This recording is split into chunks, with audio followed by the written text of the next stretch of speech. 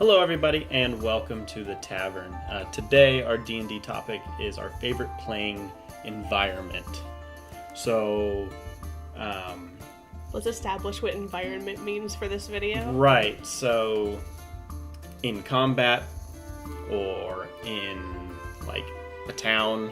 Or like traveling to and fro. Or, traveling across wilderness. Dungeons. Crawling through a dungeon. Mm-hmm. So like when you're in the game, what's your favorite environment to be playing within? Mm-hmm. Not like I like trees or I like the beach. Like I guess love the beach episode. Game mode almost. Like Uh-huh.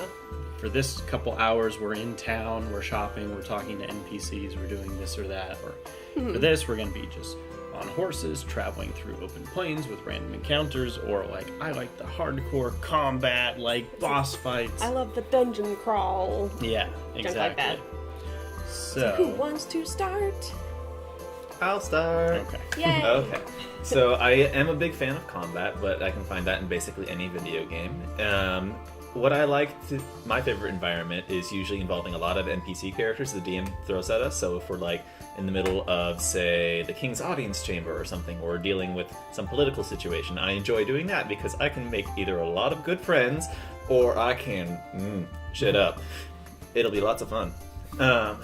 But primarily I like kind of making the connections with the different pieces of the world, I guess, because prominently the DM only throws in like important characters. They're not going to throw in someone that you're not going to see very often unless it's like a tavern owner or a shopkeep. Yes, wherever he is, I'm not sure. No offense. But basically, yeah. So I like that environment of dealing with whatever the DM kind of throws at us that's not combat related, I guess. I can see that. I know that definitely when we're in town, it calls for like a lot more improv roleplay rather than like strategy that like combat induces. Because I feel like sometimes people will like lax a little bit on the RPing the character because they're just like, I want to make sure I hit the monster and I want to hit him good. And I don't know. I do definitely agree. I love being like in towns, in taverns, and talking to like anybody that looks interesting, but I also really enjoy like being on the road with my party because like we've had a lot of moments where we're just like, all right, well, we're gonna have 2 days of travel, talk amongst yourselves. And I think that's a really good opportunity for like party bonding and to like, if you wrote some like deep secrets into your past to allude at them and things like that. The in-game conversations. Yeah, so I really like anything where, because I know in town sometimes we can all like go our separate ways and get really scattered and it gets really chaotic. Which is why I don't like Yeah, I was gonna say, town. so depending on... It takes way too long. Yeah, depending on how it goes, being in town can get a little bit crazy because we all split up. Yeah. But if we are all together and traveling to a specific destination, but we still have time before we get to that destination, we can plan ahead for what we think we're going to encounter, or we can talk to each other about our specific skill sets, things like that. Make I think, camp. yeah, make camp, All that fun share stuff. stories. I think that's my favorite. My favorite is definitely the dungeon crawling. Dungeon crawl. So, especially since, like, the DM typically puts so much time into creating these dungeons and these, traps and secrets and tunnels and monsters within, but not just the combat aspect, but just the going from room to room to room to reach the end goal. Yeah. That's my favorite for sure, because there's just been so many great moments with traps just in the past, and there's been so many great moments with just these dynamic combat fights, because you're not just like in a clearing next to the road, like you're in this dungeon where the traps still exist even if you're in combat, or there's multiple tiers depending on where you there's are. different levels and finding secrets. It's my favorite. Yeah. Hidden switches and tunnels and things like you said. And you're using the map more heavily because it's all drawn out and you're moving your character piece across the room and investigating different things that you find, instead of just like, we're traveling, like no point in having a marker down because you're just in this open road. So That's for me, true. it's definitely the dungeon crawling. I do like the dungeon crawling when we do use the mat and things, because it's really the mat. The visual aspect of like all right, we have like the layout right in front of us. We don't have to kind of like theater of the mind imagine. Right. Like, it's easy for a DM to say like, oh, you're on the road and there's a fork in it, you go left or right. but when it's a really complex dungeon, I think that throws a lot into the mix. Indeed. So, I was gonna say I greatly enjoyed the dungeon crawling as well.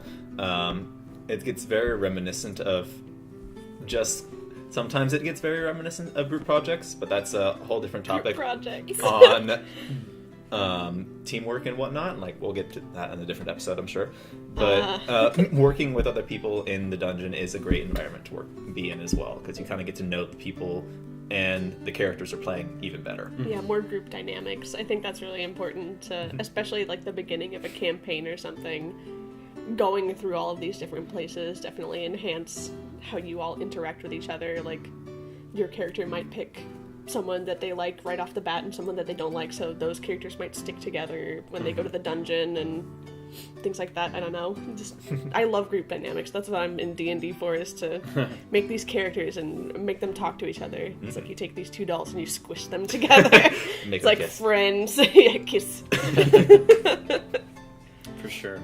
And I definitely I like the combat aspect as well, but sometimes you can get so bogged down in combat that it takes longer than anything else that led up to that point. That's true. If it drags on too long, it's right. not my favorite. So I do really like when you get to like the final battle. You know, for what if you were on a quest to find someone or something, or you know, it's the last room of the dungeon and this is the one that's going to have all the loot or whatever, that's fun. But when you spend 2 hours in real life just trying to get through a bunch of kobolds that were all guarding the minions, yeah, and it's just like, why? You know, it's too much. But then, like, you get to that final battle and you're like, this is what I've been saving my action points and dailies for. Yeah, exactly. I can finally show my character's true potential. Right, because when you are fighting just, like, these, like, one hit point minions and, like, hordes of them. At will. It's literally just, like, I just want to swing and hit so I can keep going. Right. But when it gets to, like, a big boss battle, we can all work together. And if I have some, like, the 4th edition daily power that has a fun name, I'm like, alright, if this lands, this is how I want it to go. Like, right. I have this image in my mind of how cool this move is going to be. I've been saving it. Or you can start using the things that you've found along the way. That's awesome. For sure. If you've found magic rings or cool weapons in other rooms of the dungeon, or like you just bought something new in town and you get to really test it out. Like, yeah, that's definitely up there for me as well, is that the big, you know, plot-driven combat. I like that. The sense of accomplishment that comes with defeating it, or the sense of frustration when you don't. Right. Like when you actually get to face a dragon in Dungeons and Dragons, and you're like, oh hell yeah! We've worked so many levels so that we can face this dragon. Right. You're like, when I started playing this game, you always thought there was going to be a lot more dragons than there actually are. Plenty of dungeons. And then you face one and you are happy there's less dragons. Yes. Yeah, you're like, oh. This is why. Yeah, not to go on a tangent, but to kind of switch gears a little bit. I do find that I don't focus as much on some environments than others, because I'm one of those players who gets very into the reality of the world. So I remember one specific session, Aaron was DMing, and we had a little bit of a miscommunication about a wall. And it was made of wood and logs.